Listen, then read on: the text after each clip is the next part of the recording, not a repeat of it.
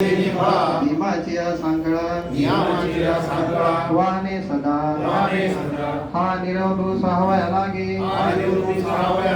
धैर्याची चांगली जिवंत वनी जिती अंगी वाहे जोका आणि आत्मयाची आवडी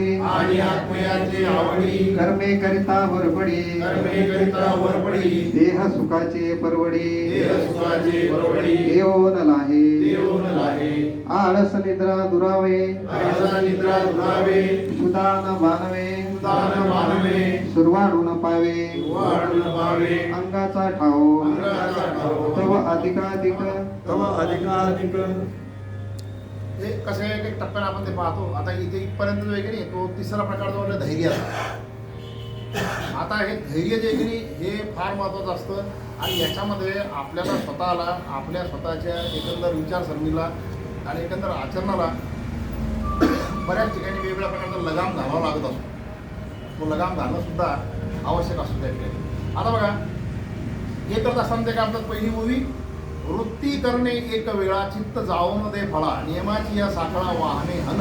माझ्याकडे हन शब्द आहे, तुमच्याकडे काय सदा. आणि मी नेहमी करतो.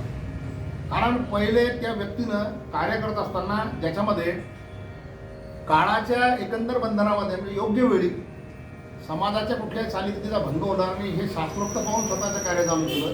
पण ते करत असताना त्यांना स्वतःची अंतर्वृत्ती चित्तवृत्ती जी आहे आणि इंद्रिय या दोघांना त्या फळाची आसक्ती होणार नाही याच्याकरता सातत्यानं लक्ष ठेवून त्यांना स्वतःच्या पायामध्ये नियमाच्या शृंखला नियमाची बंधनं त्याच्यामध्ये त्यानं स्वतःकडे ठेवलेली की हे आपल्याला काही झालं ते करायचं नाही.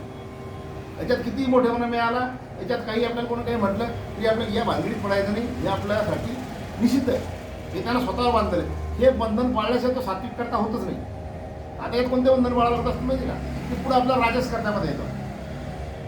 कारण आपण आता जो पाहून हा धैर्याचा भाग आणि उत्साहाचा भाग याच्यामध्ये कधी कधी निंदा येते, कधी कधी तुमचा काही ठिकाणी स्तुती येऊ शकते, कधी कधी काही ठिकाणी जय होऊ शकतो, कधी कधी पराजय होऊ शकतो. जय झाल्यानंतर लोक उद्योगार करतात, सगळा जय जयकार करतात, त्यावेळेस माणसाला तो अहंकार पण जागृत होतो. म्हणून ह्या सगळ्या गोष्टी अंतर्वृत्ती आणि इंद्रिये याच्यामध्ये त्या फळाची कोणती आसक्ती निर्माण होणार नाही याकरता तो काही स्वतःसाठी शास्त्रोक्त नियम घालून देतो.